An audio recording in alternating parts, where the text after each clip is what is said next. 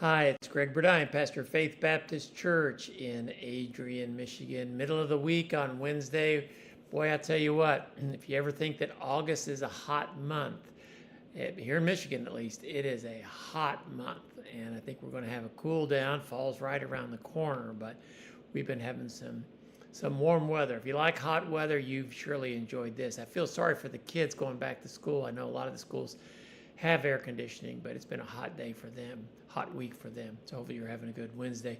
Sharing a Bible verse with you today that has to do with family. If you do have any prayer requests or comments, you're welcome to leave them there. But just sharing a little bit of a Bible verse. And in fact, this is similar to the Bible verse that I shared a couple of days ago. In Proverbs chapter 6 and verse 20, said almost the same thing is what I'm going to read to you today in Proverbs chapter 1 and verse 8.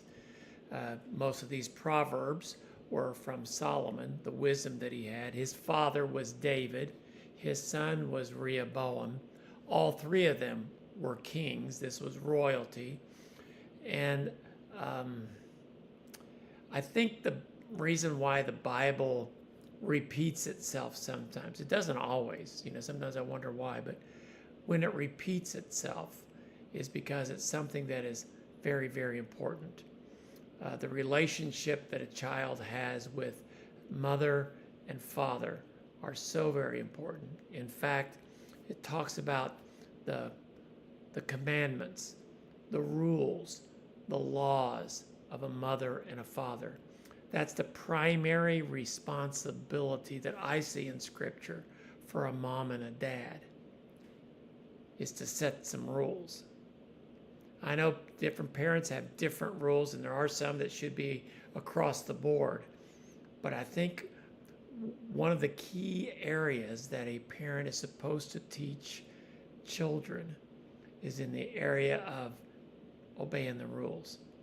Because for the rest of your life, you're going to have to obey some rules. There's going to be rules imposed by government. There's going to be rules imposed by school, by coaches. What would it be like? I mean, sometimes we look at it, but what would it be like to play a baseball game if there were no rules? Basketball game. Country, they call it anarchy, where there is no law.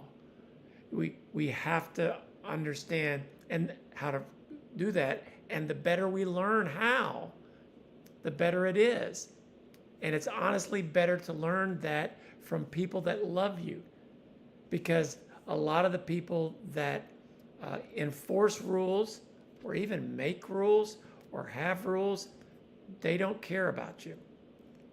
So here's the verse. I wanted to preload that because the verse is similar to the other one. It's kind of a repeat. Here it is, Proverbs chapter 1, verse 8. My son, hear the instruction of thy father, and forsake not the law of thy mother. Two sides, coming in and after you've had it. Listen to your dad.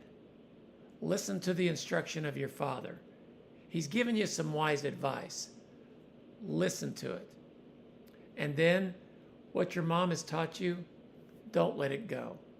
Don't turn the other way. There's a reason why rules are meant. I heard somebody one time said something very wise. Don't tear the fence down until you know why they put it up. And sometimes we may not understand all the rules that people have, but you know what? The better we obey the rules that are there, the better life will go for us. That's not just for kids, gang. That's for all of us. The better we learn, and I know there are some arbitrary rules, some rules that don't make sense.